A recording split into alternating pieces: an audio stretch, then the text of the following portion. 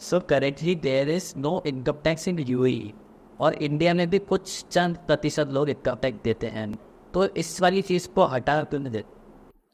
Sir थोड़ा सा correction कर लेते हैं। यूएई के अंदर वैट का कंसेप्ट कुछ ईयर बैक स्टार्ट हो गया था, तो इनडायरेक्ट टैक्स वहाँ पे स्टार्ट हो चुके हैं, एंड वहाँ पे इवन कॉर्पोरेट टैक्स स्टार्टेड है, that is corporate have to pay income tax. So वहाँ पर भी कुछ चीज़ों का चेंजेस करते हुए उन्होंने उसको टैक्सेशन में ले लिया है। Coming to the personal tax, UAE में किसी भी टाइप का पर्सनल इनकम टैक्स नहीं है, किसी भी पर्सन को इनकम टैक्स पे करने की रिक्वायरमेंट नहीं है, individual capacity. Coming to the Indian scenario, India में जो जीएसटी है वो तो सब पे ही एप्लीकेबल हो रहा है, उसका रेवेन्यू सब जने दे रहे हैं।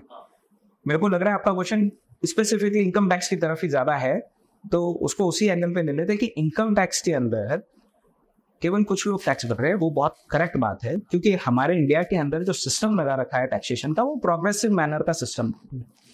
जिसकी जितनी ज़्यादा इनकम होगी उसको उतना ज़्यादा टैक्स देना पड़ेगा, बिकॉज मैं लोअर कैटेगरी से ज़्यादा टैक्स डिमांड नहीं कर सकता, ना मैं उसको फ्लैट रेट पे कर सकता हूँ कि सबको एक ही रेट पे टैक्स दे दो, जो इस कैटेगरी में वो सब एक ही है ना। तो वो प्रॉब्लम क्या आ जाएगी कि बड़े वाला तो जो ज़्यादा पेइंग कैपेसिटी में है, हैविंग द इनकम ऑफ से 1000 करोड़, तो he have a good capacity to pay, but जिसकी income 2 lakh rupees per annum है, उसको अगर मैं बोलता हूँ कि तुमको फ्लैट रेट पे 30% या 20% या 10% टैक्स देना है, तो उसके लिए वो बड़ा अनकंफर्टेबल जोन हो जाएगा।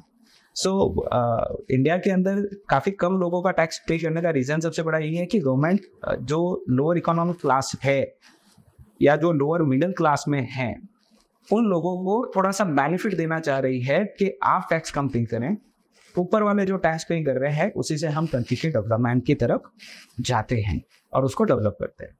नाउ इसको टोटली अबॉलिश कर देने की बात अगर अपन करें तो वो सब थोड़ा सा फीजेबल नहीं लगता। रीजन बीइंग कि इंडिया का जब भी आप बजट देखेंगे, जो अभी भी इनफैक्ट अपना बजट आया था फाइनेंस एक्ट 2024, उसके अंदर अगर आप देखेंगे तो उन्होंने अप्रॉक्सीमेटली 31 और 32 लाख करोड़ की टोटल इनकम एस्टिमेट करी, and in that approximately 28 lakh crore के आसपास, 26 या 28 लाख करोड़ के आसपास का उन्होंने टैक्स का रेवेन्यू बताया है।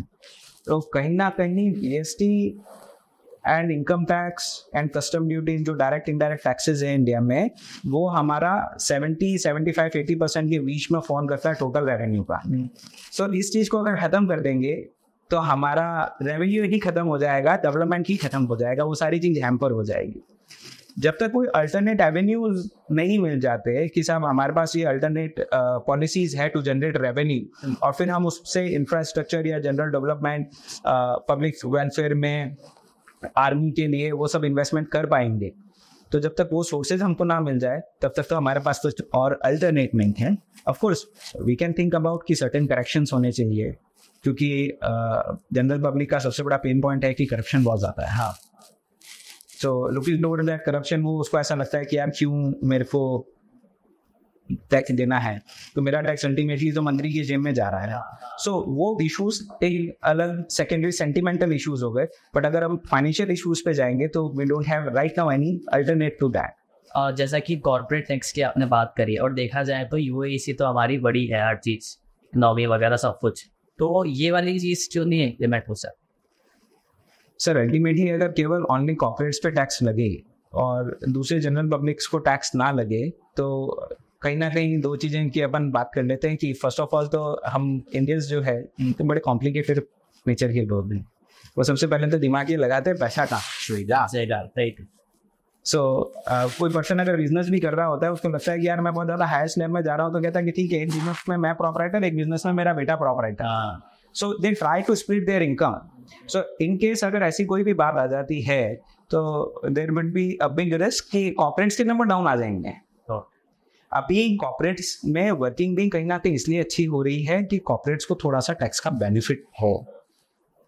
400 करोड़ तक की अगर कोई कंपनी है जिसका टर्नओवर 400 करोड़ है इन फाइनेंशियल ईयर 2020-21, तो उसके ऊपर टैक्स रेट 25% ही है। तो majority of the Indian companies, अगर अपन बात करें, 70-75% of the companies get covered into that. अच्छा, तो जो जनरल टैक्स रेट है 30% का स्लैब आ जाता है। अगर हायर इनकम की बात करें तो वो उससे भी कम है वहाँ पर, और वो वहाँ से वापस एम्प्लॉयमेंट जनरेशन और वो सारी चीज़ें मिल रही है। इस वजह से कहीं ना कहीं उनको वो दे रहे हैं बेनिफिट।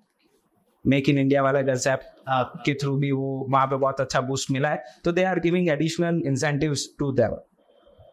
सो मेरे को ऐसा नहीं लगता है कि केवल कॉर्पोरेट टैक्स लगा देना एक सोल्यूशन हो पाएगा यहाँ पर। अंबानी जी से टैक्स लेना बहुत जरूरी है। जो अबॉलिश की बात आप कह रहे हैं कि अबॉलिश, उसका तो जैसा रवि जी ने बताया कि वो फारफेस्ड है आज की तारीख में देखते हैं तो, लेकिन जो संभव है वो ये तो है कि टैक्स कंप्लायंस अगर हम बढ़ा देते हैं कि जो लोग टैक्स स्लैब में आते हैं और नहीं दे रहे हैं, तो वो बर्डन जा रहा है कहीं कहीं टैक्स रेट पे कि रेट ज़्यादा लो, तो वो फर्क पड़ सकता है कि अगर हम टैक्स कंप्लायंस अच्छा करें तो tax slab can come down, तो that would also still be relieve. और जब टैक्स स्लैब कम होता है तो कंप्लायंस और बेटर आती है, क्योंकि मेरे को 30% लग रहा है तो कोई सोच सकता है कि वो 30% ज़्यादा है, इविजन की तरफ दिमाग लगाएगा। लेकिन अगर वही 15% है तो वो ये सोच सकता है कि 15% इवेड करने के लिए मेरे पास ज़्यादा खर्चा है या ज़्यादा टेंशन है। देयरफॉर टैक्स रेट कैसे कम आए और अल्टरनेट सोर्स कैसे बढ़ा सकते हैं, कंप्लायंस कैसे बढ़ा सकते हैं, that can be practical way out. Sir इसी में मैं एक चीज ऐड कर देता हूँ कि जो गवर्नमेंट ये न्यू टैक्सेशन रिजीम में स्लैब रेट के साथ आई, तो वहाँ पे कहीं ना कहीं कुछ सोच ही नहीं रही कि कुछ पर्सन्स है जो से 10 लाख रुपीज पर आना मन कर रहा है, तो वो कहते हैं मेरे को टैक्स बचाने के लिए 1,50,000 पीपीएफ में डालना है, 50,000 एनपीएस में डालना है, और फिर मेरा होम लोन का इंटरेस्ट भी जाएगा तो जाके मैं टैक्स से बच पाऊंगा। तो गवर्नमेंट ने उनको कहीं शिफ्टिंग दे दी कि कोई बात नहीं, आप इतना मत करो, आप यहाँ वहाँ इधर उधर पैसा कहीं इन्वेस्टमेंट करो, आप straight forward without any benefits आप इसमें जाओ, न्यू स्कीम में जाओ, आपका टैक्स रेट कम आएगा। So if we compare on a same income, a lot of time what's come कि जो न्यू रिजीम है वो ज़्यादा बेनिफिशियल है विदाउट इन्वेस्टमेंट्स। और जो अपन बात कर रहे हैं, आपने यूएई से जो कंपेयर किया, वो यूएई में भी अपन बात करें तो जो पहले जो इकोनॉमी है that is oil based economy, उनके नेचुरल रिसोर्सेज हैं, सारी चीज़ें हैं, पर अब वो भी उसका रिसोर्सेज भी डिप्लीशन की तरफ है। That's why they needed to have a alternate source of income, और ऑल्टरनेट सोर्स उन्होंने क्या निकाला, टैक्स। तो पहले वो वैट लेके आए 4 साल 5 साल पहले 2018 में, उसके बाद में कॉर्पोरेट टैक्स लेके आ गए। हो सकता है आने वाले टाइम में वहाँ इनकम टैक्स भी आ जाए, कोई बड़ी बात नहीं। तो मतलब एवरी गवर्नमेंट हैज़ टू सी कि मेरे रेवेन्यू सोर्सेज क्या हैं। इंडिया में रेवेन्यू सोर्सेज जैसा रवि जी ने बताया कि टैक्स बेस्ड इकोनॉमी है, we do not have much natural resources and other aspects, और वो पेट्रोलियम इनकम तो मोनोपोलिस्टिक इनकम टाइप है वहाँ, वो देयरफॉर वो गवर्नमेंट के लिए सफिशिएंट चल रही थी इतने सालों तक। तो हमारे पास गवर्नमेंट के पास कोई ऐसा मोनोपोलिस्टिक इनकम बहुत ज़्यादा नहीं है, नेचुरल रिसोर्सेज तो वास्ट है अपने, लेकिन वो शेयर जो रेवेन्यू किटी में शेयर है वो उतना बड़ा नहीं है। और वेलफेयर मेजर्स हमारे यहाँ ज़्यादा जरूरत है, बड़ी कंट्री है। यूएस की बात करें, यूएस में भी पर्सनल इनकम टैक्स है, and I think more than Indian income tax 25+30% का टैक्स यूएस। वहाँ पे तो इनफैक्ट कॉर्पोरेट टैक्स भी ज़्यादा है इंडिया के कंपैरिजन में, कॉर्पोरेट रेट ऑफ टैक्सेस भी वहाँ पर हायर है। So we are moderate country basically. लेकिन वहाँ फिर फर्क केवल ये भी आ जाता है कि गवर्नमेंट फैसिलिटीज इफेक्टिवली तो देयरफॉर वो जस्टिफाई हो रिसेंटमेंट नहीं आता है। क्योंकि ज़्यादा कलेक्शन है, लेकिन सोशल सिक्योरिटी मेजर्स गवर्नमेंट की तरफ से प्लेंटी है, तो हम डेवलपिंग है, तो naturally it will take time. मेरे हिसाब से तो वेल्थ टैक्स को वापस लाना चाहिए।